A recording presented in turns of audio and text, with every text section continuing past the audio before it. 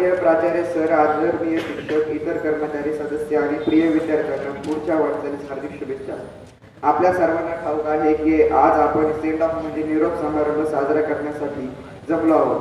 आज आम्ही 10वी झालो आहोत हे सांगून मी खूप उत्सुक आणि उत्साही असताना मला वाईट वाटते की आज आपण आपलं विद्यालय सोडणार आहोत. ही जागा आमच्यासाठी दुसऱ्या घरासारखी आहे, जिथे आपण आपला बहुतेक वेळ घालवतो.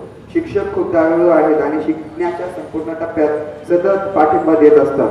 सर्वात महत्त्वाचे म्हणजे मी आमच्या वर्ग शिक्षकांचे आभार मानू इच्छितो. त्यांनी नेहमीच अत्यंत शिस्तबद्ध व्यक्तिमत्वाची प्रतिमा इतकी दयाळू केली आहे. सर, तुम्ही हे कबूल केलेच पाहिजे की आम्ही तुमच्याकडून जीवनातील सर्वात महत्त्वाचा धडा घेतला आहे. धन्यवाद.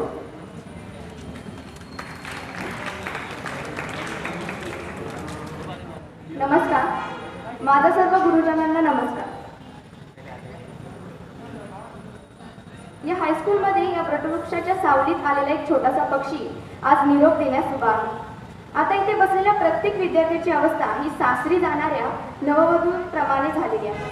प्रत्येकाची शरीरे जरी इथे असली तरी मने मात्र जुन्या स्मृतींना जागे करण्यात गुंग झाली आहे. खरंच किती अविस्मरणीय होता हा प्रवास. या स्मृती शाळेत 5व्या इयत्तेत माझ्यासारख्या मातीच्या गोळ्याचे आगमन झाले.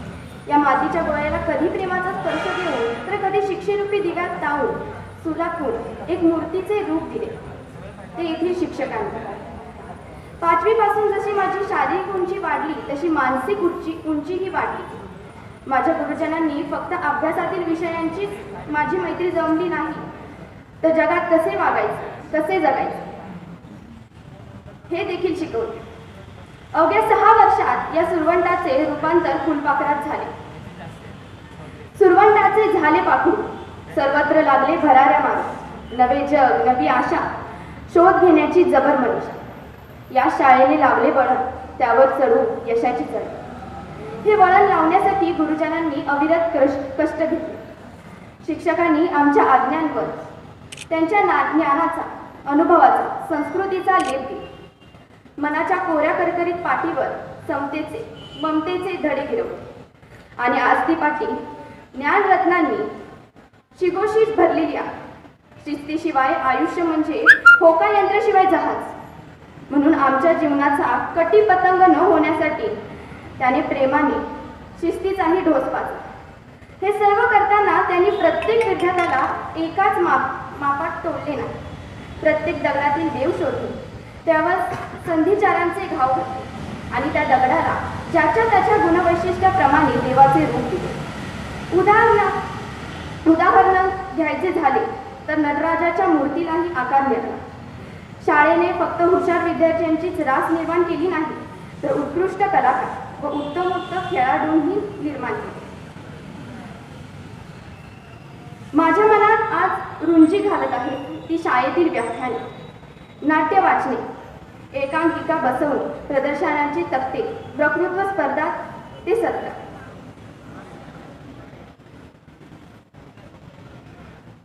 बालपणीचे दिवस सुखाचे, आठवती घडी घडी, आठवणींना आठवणींची वाहते ही शब्द सुमनांची जोडी. बालपणींचे सखे सोबती, आठवणींना अजूक जोंबती. काही गुरुजन, काही सवंगडी, या सर्वांनी विविध गुण. थँक्यू.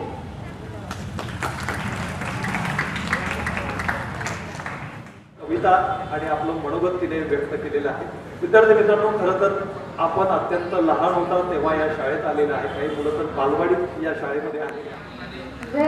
एक word, not matter who you are, where you from, your skin color, your gender identity.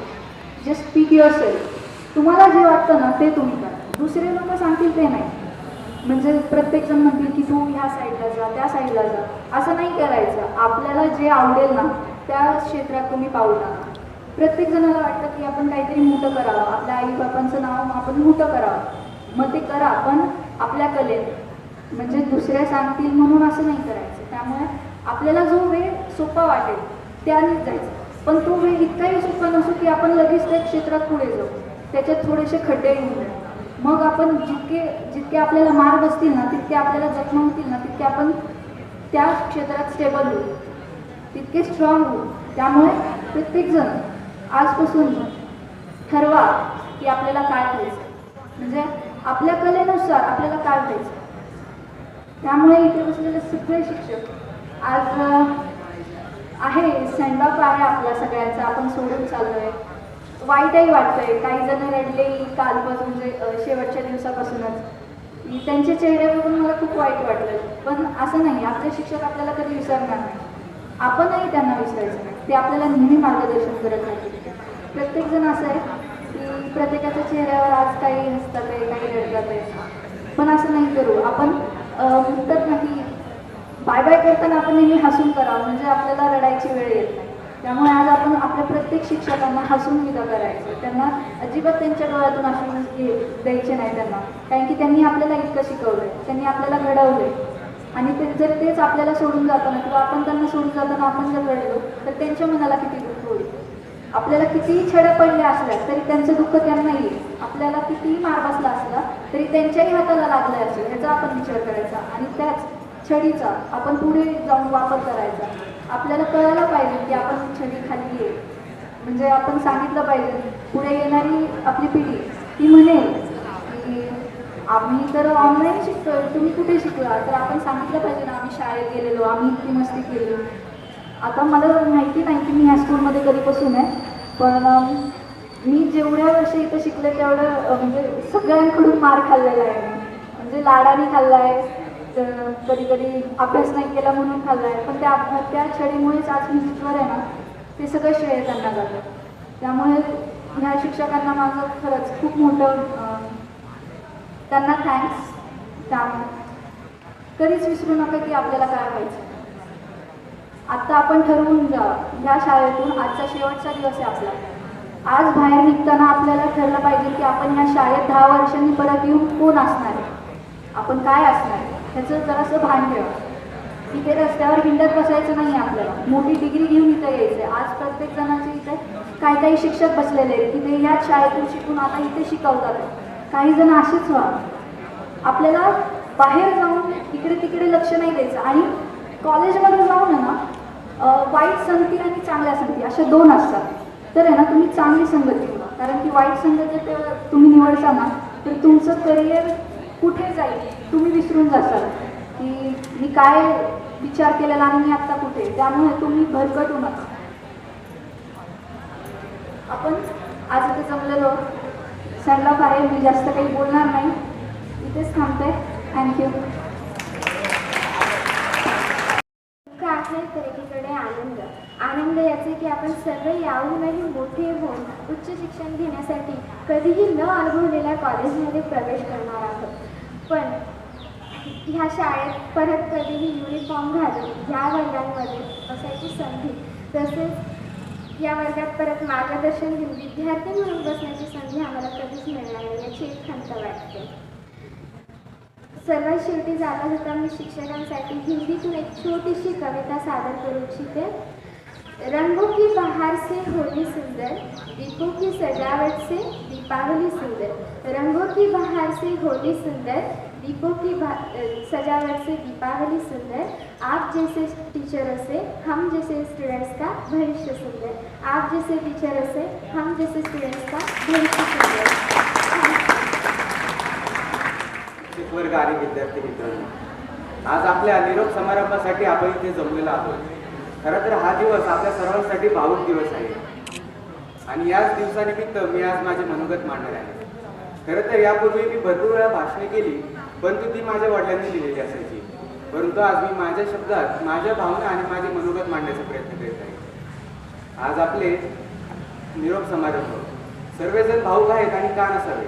आपण काही दिवसात वेगवेगळ्या मार्गावर असू, वेगवेगळे शिक्षण घेत असू, वेगवेगळ्या लोकांच्या सानिध्यात असू, परंतु जेव्हा आपण एकमेकांना भेटू तेव्हा आपल्याला आपल्या शाळेची आठवण येणार आणि त्याच आठवणी आपल्या सोबत असणार. मित्रांनो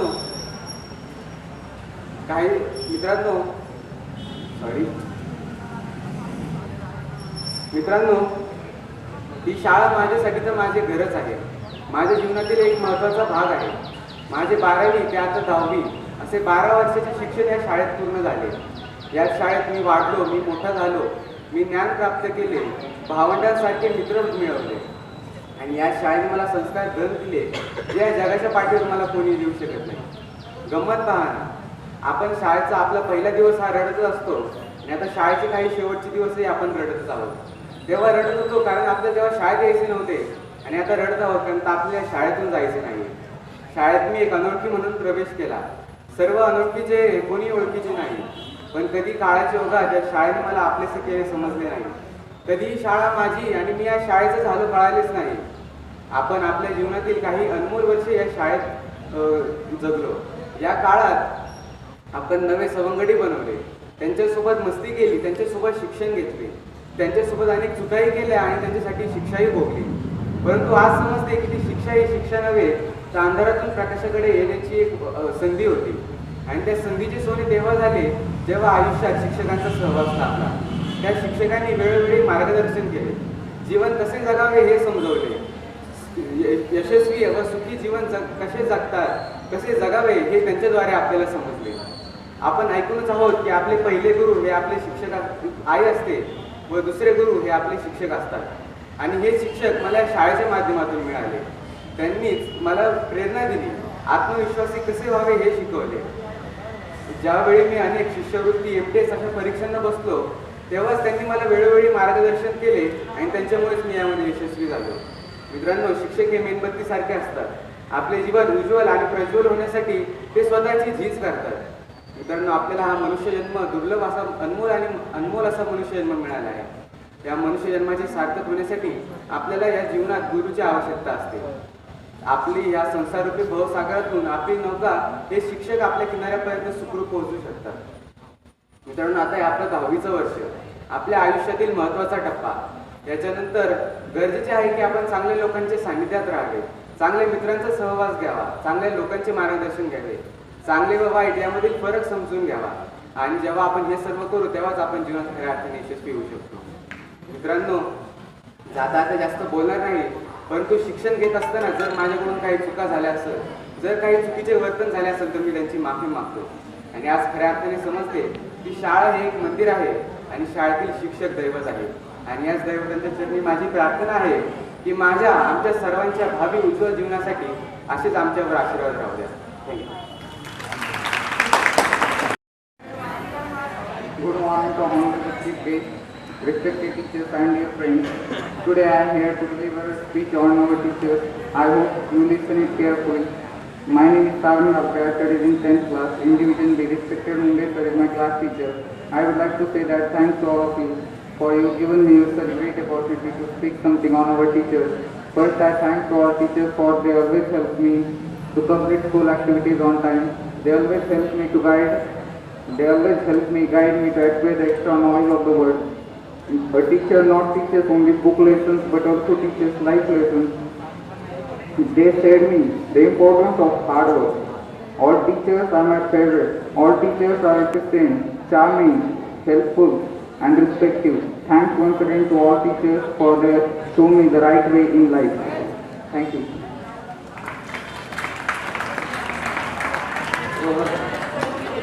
शेळके यानंतर अनुज भागवत. खरं तर कधी भाषणच केलं नाही, पहिल्यांदाच बोलतोय. आणि पहिल्यांदा भाषण करणाऱ्या व्यक्तीची जी अवस्था असते मुलांसारखी, ती माझी अवस्था.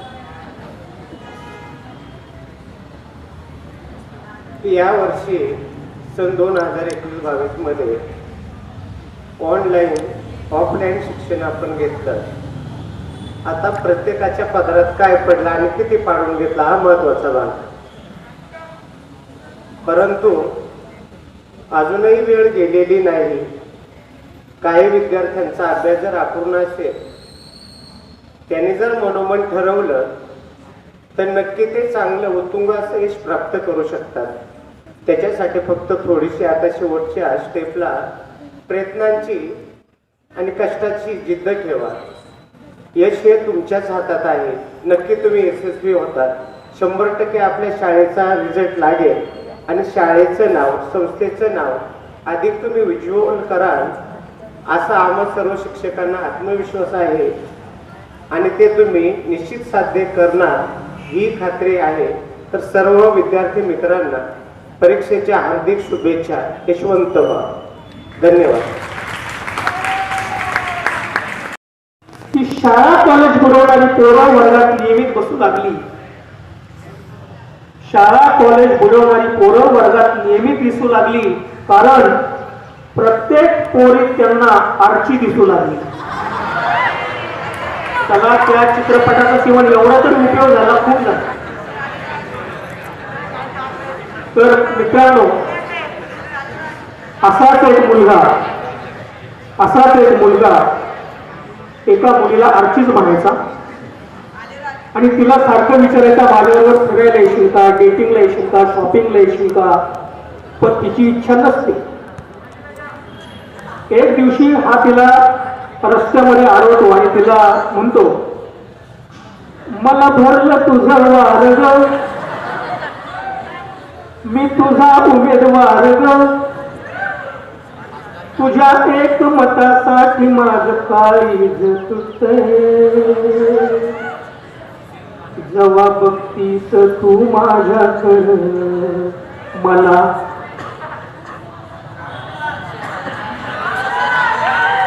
फक्त तेवढी एवढं हुशार आहे. तुम्हाला काही काळजी करायचं कारण नाही असं. आणि आता विचार करा की फक्त 1 महिन्यामध्ये ही मुलं इतकी हुशार झाली. जर ही मुलं नियमितपणे येत असती तर तेवढी हुशार झाली असती. बरोबर का नाही? मला भरलं तुझं वार ग, मी तुझा उमेदवार ग, तुझ्या एक मतासाठी माझं काळीज तुटतंय, जेव्हा बघतीस तू माझ्याकडं मला अंगार झाल्यासारखं वाटतंय. मुलगा तिला विचारतो, तुला माझ्याकडे पाहून कसं वाटतं? तर ती मुलगी काय म्हणते पहा, नुसतं बावळट हे ध्यान, नुसतं बावळट हे ध्यान, तू काडी पहिलं वानर, तू दिसतास माझं असं डोकंच उठतंय, जेव्हा बघतोस तू माझ्याकडं मला अंधार झाल्यासारखं वाटतंय.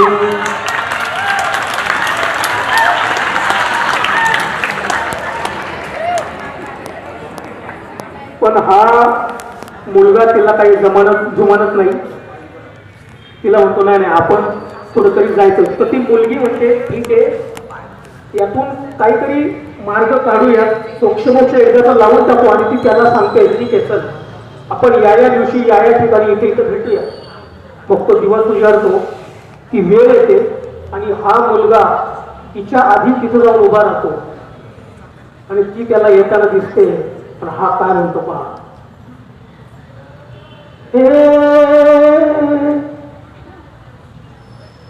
उरत होते गडगड आरची भेटायला आली, उरत होते गडगड आरची भेटायला आली, पण अंगात भरले वार ही जीवाची दैना झाली. आधी अधीर झालो या, आता बधीर झालो या, आणि तिच्याच पाठीत तिचं खानदार माग आलं या. एकटी आली का ती? तिने व्हॉट्सअपवरती, फेसबुकवरती सगळ्यांना कळवलं, या एक मोठा निरोप समारंभ आयोजित केलेला आहे आणि तिच्याच पाठीत तिचं बी खानदार माग आलं या. आणि हलक्या चोरात घालून तोट्यात कानपाट फोडलं या. झाले झिंग झिंग झिंग झिंग झिंग झिंग झिंगात, झिंग झिंग झिंग झिंग झिंग झिंग झिंगात, झिंग झिंग झिंग झिंग झिंग झिंग झिंगात, झिंग झिंग झिंग झिंग झिंग. भाऊ बंधानं होतीच्या मला बुटलून काढलं आणि येईल त्या नदी हात धुवून घेतलं. डोळ भरून आलया, डोळ भरून आलया, तोंड सुकून गेलया, आणि वाटतंय आता उगीच माती खाऊन आलोया, आणि कंटोय मुकाट पडतोय चिंगाट पेकाट मोडलं या. झाले झिंग झिंग झिंग झिंग झिंग झिंग झिंगाट, झिंग झिंग झिंग झिंग झिंग झिंग झिंगाट, झिंग झिंग झिंग झिंग झिंग झिंग झिंगाट, झिंग झिंग झिंग झिंग झिंग. माझ्या अंगातली कापरट राट राहो फाडी, आणि डाबरम्यान भू माझ्या अंगावर सोडली. लैतानून मारलया, लैतानून मारलया, लई मारून ताणलया, लई धरून खांद्यावरून टाळूवरती पाडलया, आणि समजा गावात गल्ली बोळात रांगत आलो या, झाले झिंग झिंग झिंग झिंग झिंग झिंग झिंगाट, झिंग झिंग झिंग झिंग झिंग झिंग झिंगाट, झिंग झिंग झिंग झिंग झिंग झिंग झिंगाट, झिंग झिंग झिंग झिंग झिंग. त्यांनी अलगद उचलून मला गाढवावर ठेवलं. काय ती मुलगी हुशार, तेवढी तयारी केली पा. त्यांनी अलगद उचलून मला गाढवावर ठेवलं. आम्ही दोघे सख्खे भाऊ हाती त्यातून बोललं. पार टक्कल केलं या, पार टक्कल केलं या, गाडी मी सोड काढलं या, आणि तिच्याच हातून अंतर राख्या बांधून आलो या, आणि काढून वरात नाश्त्यात जोरात कोमात गेलो या. गाले झिंग झिंग झिंग झिंग झिंग झिंग झिंगाट, झिंग झिंग झिंग झिंग झिंग झिंग झिंगाट, झिंग झिंग झिंग झिंग झिंग झिंग झिंगाट, झिंग झिंग झिंग झिंग झिंग. तिच्या बापाला म्हणाले माझे मित्र आहो बाबा, आता होणार हो तुम्ही याच्या लेकराचे आजोबा. त्यांनी उसात नेलया, त्यांनी उसात नेलया, डोळ तोंडात कोंबलया, आणि टोकळ हिरड्या बांधून त्या सडकून काढलया, आणि दंडन हाणत बडबड बडवट सेल्फी काढलया. झाले झिंग झिंग झिंग झिंग झिंग झिंग झिंगाट, झिंग झिंग झिंग झिंग झिंग झिंग झिंगाट, झिंग झिंग झिंग झिंग झिंग झिंग झिंगाट, झिंग झिंग झिंग झिंग झिंग. त्याला मारून सगळेजण जातात. तो असा लाल, निळा, पिवळा, जांभळा, हिरवा सुजलेल्या अवस्थेमध्ये एका कोपऱ्यामध्ये बसून 10-15 मिनिटांनी पुन्हा ती मुलगी तिथे येते आणि त्याला काय म्हणते पहा. एक लाजरान साजरा मुखडा, उंदरावानी सुकला ग. आता काय परत गरज आहे का त्या मुलीने यायची? पण मुली हुशार असतात. त्यांनी जर ठरवलं ना एखाद्याची जिरवायची तर त्या सोडत नाहीत पहा. एक लाजरान साजरा मुखडा, उंदरावानी सुकला ग. तो म्हणतो दात काढून हसते बयान, हिच मला धुतला ग. या खानदानाचा तुझ्या आवाका कळला ग. हौस पिटली डेटिंगची, हिच मला धुतला ग. तो म्हणतो, ती म्हणते नको परशा नको खचू, मन आय लव यू आरचू. तो इथं नको तिथं जाऊ, आडोशाला उभं राहू का हांत्यात. एक लाजरांचा जरा मुखडा, उंदरावानी सुकला ग. पण जेव्हा हा मुलगा राखी पौर्णिमेला आपल्या बहिणीकडून राखी बांधून घेऊ लागतो, तेव्हा त्याची बहीण त्याला काय म्हणते पहा. त्याची बहीण त्याला म्हणते, भावा बहिणीचं नातं भावा जन्मभर डोळ्यात साठव. भावा बहिणीचं नातं भावा जन्मभर डोळ्यात साठव. इतर मुलींना बघशील तेव्हा त्यांच्यामध्ये मला आठव. राखी नाही, राखी नाही, अरे माझं काळीजच बांधलंय बघ. कुठलंही दुष्कृत्य करण्याआधी एकदा त्याच्याकडे बघ. द्यायचीच असेल ओळाळणी तर हीच दे रे आज. द्यायचीच असेल ओळाळणी तर हीच दे रे आज. तुला भाऊ म्हणताना मला वाटू नये लाज. तुला भाऊ म्हणताना मला वाटू नये लाज. तुम्ही अतिशय छानपैकी ऐकताय. कुठं टाळ्या वाजवायच्या, कुठं दाद द्यायची, हे याचं तुम्हाला अतिशय छान असं भान आहे. हे पाहून मला फार आनंद वाटलेला आहे. तर मित्रांनो, आता हे तुमचं जे कोवळं वय जे आहे ना, ते भक्केबाजीला भुलण्याचं आहे, झोपाळ्या वाचून भुलण्याचं सुद्धा वय आहे. आणि खरं सांगू बा, खरंच सैराट होण्याचं सुद्धा हे वय पहा. आणि या वयात सैराट झाल्याशिवाय ना पुढच्या आयुष्यात भरभराट होणार नाही, हे सुद्धा तितकंच खरं आहे. मुलांनो, मुलींनो, तुम्ही बिनधास्तपणे सैराट व्हा, झिंगाट व्हा, पण आर्चीसाठी, परशासाठी नाही, तर शिक्षणासाठी सैराट व्हा. आपल्या आई वडिलांचं, आपल्या गुरुजनांचं स्वप्न सत्यात उतरवण्यासाठी सैराट व्हा. मुलांना तुम्हाला सैराट व्हायचंय ना तर शिवबासारखं सैराट व्हा, भगतसिंगांसारखं सैराट व्हा, स्वामी विवेकानंद, डॉक्टर बाबासाहेब आंबेडकर यांच्यासारखं सैराट व्हा, डॉक्टर अब्दुल कलाम यांच्यासारखं सैराट व्हा. आणि मुलींनो तुम्हाला डॅशिंग व्हायचंय ना तर राजमाता जिजाऊसारखं डॅशिंग व्हा. अहिल्यादेवी होळकर, सावित्रीबाई फुले, कल्पना चावला यांच्यासारखं डॅशिंग व्हा. पण यासाठी काय केलं पाहिजे तर भरपूर शिकलं पाहिजे. आता कितीही शिकलं तरी शिक्षण पूर्ण होत नाही याचं तुमच्या पुढे ज्वलंत उदाहरण आहे ते म्हणजे तळपे सर. त्यांनी आत्ता सुद्धा डॉक्टरीसाठी प्रवेश घेतलेला आहे, डॉक्टरेटसाठी. म्हणजे ते सुद्धा अजून शिकतायत. शिकण्याची तळमळ किती त्यांच्यामध्ये आहे पहा. हे जरी तुम्ही घेतलं तरी खूप झालं मित्रांनो. आयुष्यात खूप शिकलं पाहिजे, त्यासाठी चौफेर वाचन सुद्धा तुम्ही केलं पाहिजे. हे तुमचं जे वय ते ज्ञान गोळा करण्याचं वय आहे, खूप वाचण्याचं वय आहे. जो खूप वाचतो आणि तो कृतीमध्ये आणतो तो आयुष्यात चांगलं काहीतरी करू शकतो. आता तुम्हाला एक सांगतो की सध्या मार्केटिंगचं युग आहे पहा. आपल्याला एखादा पिक्चर, मालिका, नाटक किंवा एखादं गाणं का आवडतं तर त्यातील कलाकार प्रभावीपणे आपली ती पात्र सादर करत असतात पहा. पण असं जर झालं नाही तर काय होईल पहा. आता पोवाडा कसं सादर केला पाहिजे मला सांगा. खड्या अगदी रांगड्या आवाजामध्ये, जोशपूर्ण आवाजामध्ये पोवाडा सादर केला पाहिजे. अभंग, भक्तिगीत, त्याच्यामध्ये भावपूर्णता पाहिजे, भक्तिमयता पाहिजे. लावणी सादर करताना आवाजामध्ये मादकता पाहिजे. पण समजा लावणी पोवाड्यासारखी सादर केली तर आता एक लावणी पहा. या रावजी बसा भाऊजी, कशी मी राखू तुमची महरजी, बसा भाऊजी. पण ही जर पोवाड्यासारखी सादर केली तर अहो या न याती रावजी, कसं वाटतंय हे? अहो या न याती रावजी बसा भावजी, कशी मी राखू तुमची महरजी, कशी मी राखू तुमची महरजी. भाऊजी येईल का परत तिथं कधी? तर असं झालं नाही पाहिजे. किंवा पोवाडा आहे समजा, पोवाडा हा लावणीसारखा म्हटलं तर आता पोवाडा कसं आहे पहा. शेलारामा होता जोडीला, शेलारामा होता जोडीला, होता जोडीला, त्यानं टाच मारली घोड्याला, त्यानं टाच मारली घोड्याला, घोडा पळतोय कसा जोरात जी जी जी.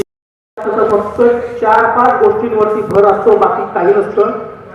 सगळ्यात पहिली गोष्ट म्हणजे प्रबळ इच्छा, दुसरा आत्मविश्वास, तिसरी जिद्द, सकारात्मकता आणि प्रामाणिकपणा.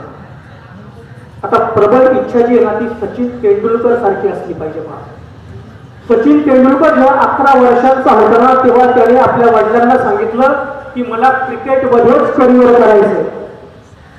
आपल्याला काय व्हायचं ते आत्तापासून ठरवा, त्या दिशेने प्रयत्न करा. तुम्हाला ती गोष्ट साध्य झाल्याशिवाय म्हणजे ती गोष्ट तुम्हाला साध्य होणार. दुसरी म्हणजे प्रचंड आत्मविश्वास पाहिजे पहा आपल्यामध्ये.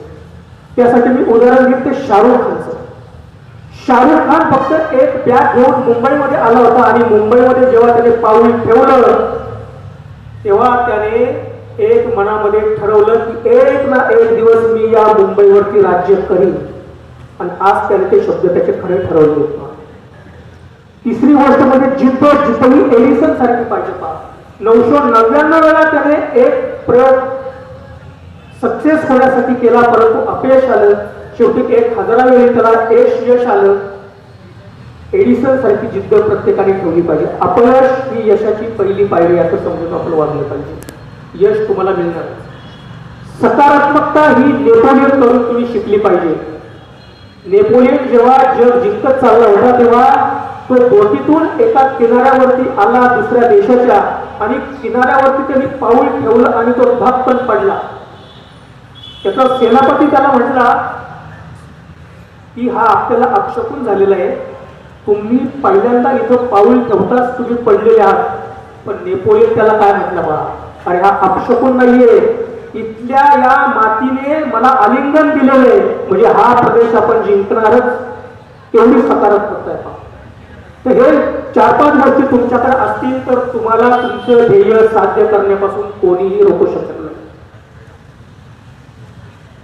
आता तुमच्या ह्या जी शाळा आहे ती 1 महिन्यापासून सुरू झालेली आहे. तर मध्यंतरी मी लॉकडाऊनवरती कविता लिहिली होती, प्रचंड व्हायरल झाली ती कविता. तर ती कविता मी तुमच्या समोर सादर करत होता. ही कविता म्हणजे आपली शाळा विद्यार्थ्यांसाठी म्हणते पा. प्रत्येक मुला मुलीला म्हणते आहे शाळा, सांग माझ्या खुशीमध्ये येशील कधी बाळा. लॉकडाऊन झाल्यापासून रुसून बसलाय खडू, हसत नाही बोलत नाही नुसतं येते रडू. निर्विकार चेहरा करून उदास झालाय फळा, रोज तुमच्या आठवणींनी दाटतोय त्याचा गळा. पाढे नाहीत कविता नाहीत तुमच्या एक सुरातल्या, म्हणून मुक्या झाल्यात भिंती वर्गांमधल्या. सुन सुन होऊन गेले बघा माझं अंगण, खेळणं नाही बागडणं नाही गोलगोल तुमचं रिंगण. चिंचा बोर विकणारी म्हणते रोज आजी, फुकट वाटील सगळा खाऊ येऊ देत नातव माझी. तुमच्या सगळ्या गुरुजनांची वेगळी नाही कहाणी, माझ्यासारखं त्यांच्याही डोळ्यात तुमच्यासाठीच पाणी. ऑनलाईन शिक्षणाने मिळवा यश वारेमाप, देणार कशी पाठीवरती शाबासकीची थाप. तुम्ही घरात बसून खूप छान छान उत्तरं दिली, पण या गुरुजनांची पाठ जर तुमच्या गुरुजनांची शाबासकी जर तुमच्या पाठीवरती नसेल काय उपयोग. एखादी गोष्ट विद्यार्थ्यांनी चांगली केली तर शिक्षक आवर्जून त्याच्या पाठीवरती थाप देतात, रे किती छान केलं सर, हे फार महत्वाचं असतं. पण मंदिरं खुली व्हावीत म्हणून रोज आंदोलन चर्चा, ज्ञान मंदिरं खुली करायला एकही नाही मोर्चा. पुन्हा माझ्या मंदिरातली घंटा वाजू दे घना घना, माझ्या ओढीनं सारी मुलं पळत येऊ दे दना दना. खूप झाला दुरावा, खूप झाला दुरावा, आता धीर नाही रे धरवत. या पिल्लांनो तुमच्याशिवाय खरंच नाही रे करमत. तुम्ही म्हणाल आम्हाला भेटण्याची शाळेला का इतकी घाई. तुम्ही म्हणाल आम्हाला भेटण्याची शाळेला का इतकी घाई. शाळा म्हणजे काय रे पाखरांनो तुमची दुसरी आई. शाळा म्हणजे काय रे पिल्लांनो तुमची दुसरी आई.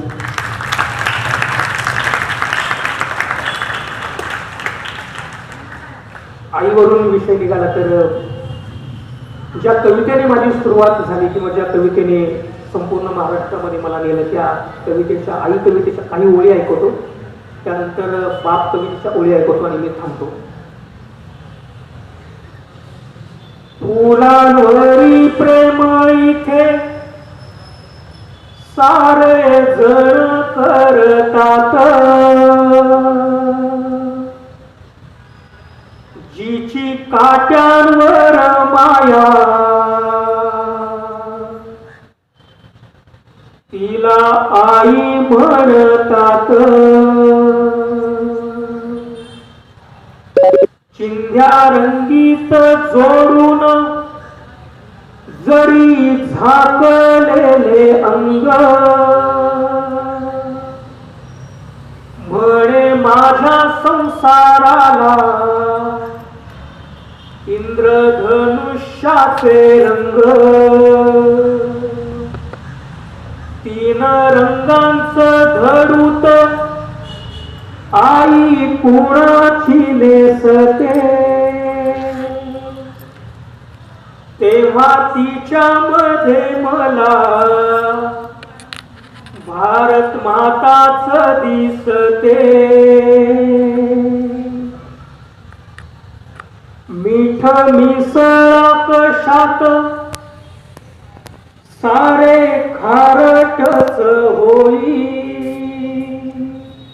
मिठाचा गुण गुणधर्म आहे मुलांना.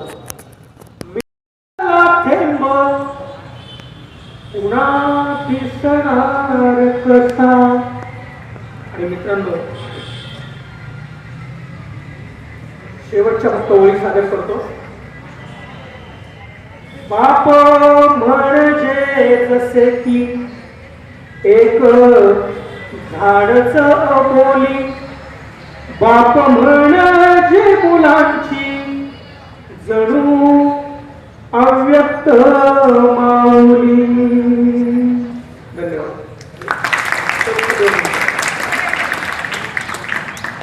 मित्रांनो आयुष्य खूप सुंदर आहे.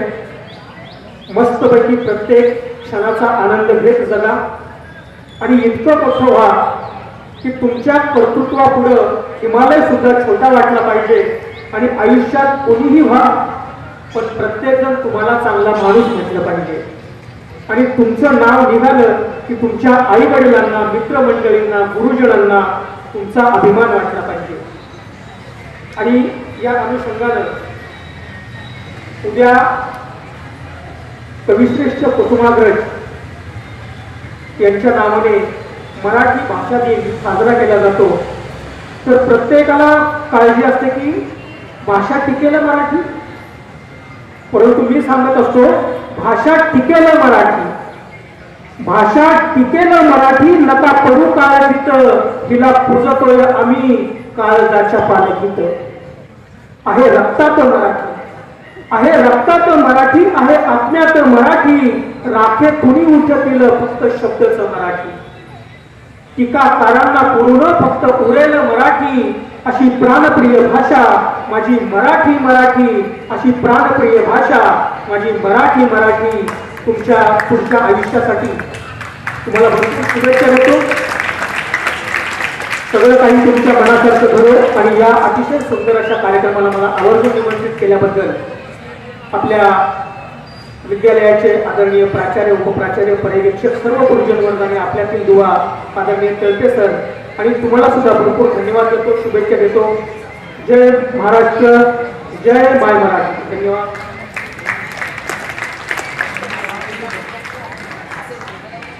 विद्यार्थी मित्रांनो, आई आणि बाप यांची अतिशय सुंदर अशी कविता कवी अनिल दीक्षित यांनी